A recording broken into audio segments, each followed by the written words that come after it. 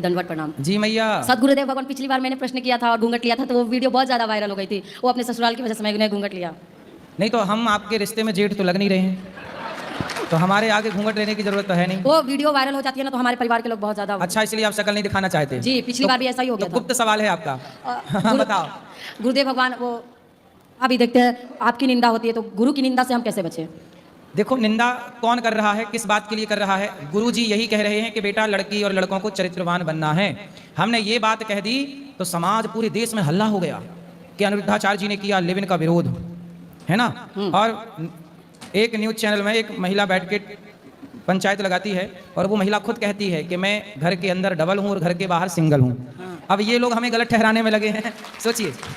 और गुरुदेव वो जो स्वयं अपने मुंह से कह रही हैं कि हम बाहर सबके लिए सिंगल हैं, हमें आप सिंगल ही समझिए, वो लोग हमें गलत ठहरा रहे हैं जो ऑलरेडी उनका अंतरात्मा खुद कह रही है कि नहीं जी खुद ही गलत है।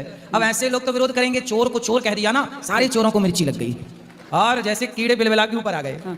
और सदगुरुदेव भगवान, जैसे हम भी आसपास देखते हैं, हम भी एक औरत है लेकिन हम आसपास ऐसे बहुत औरत और लड़की को देखते हैं ऐसा करते हुए, तो कैसे वो लोग अपने आप को बोलते हैं कि आजकल लिव इन सही है और महाराज जी ने गलत बोल दिया? वही मैया, जो लोग गलत थे ना उन्हीं को मिर्ची लगी है जी। वही परेशान। जो सही समाज थी वो उन्हें कोई दिक्कत नहीं, जो लड़कियां सही थी, जो लड़के सही, उन्हें क्या दिक्कत है? जो बिल्कुल गलत थे उन्हीं को कहा गया और बिल्कुल तीर निशाने में जाके लगा है। एक बहन तो आके बोली कि मैं टेस्ट ड्राइव करती हूँ पहले।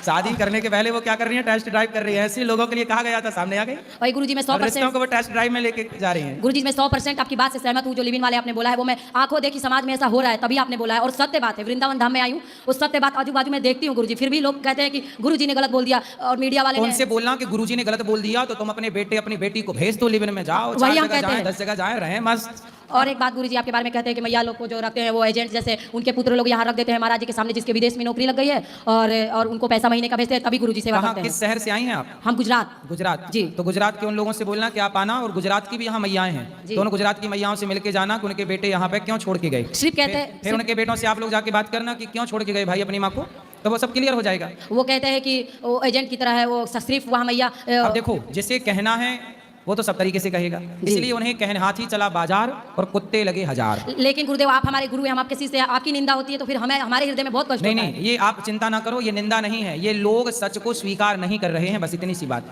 गुरुदेव आप हमेशा ऐसे ही करते हो, आप हमेशा कौवे के बीच में हंस बन के चले जाते हो। अब क्या करें, कौओं की झुंड ज्यादा है। हाँ। तो हंस को निकलना तो पड़ेगा। अब हंस ना निकले तो कौवा ही कौवा हो जाए।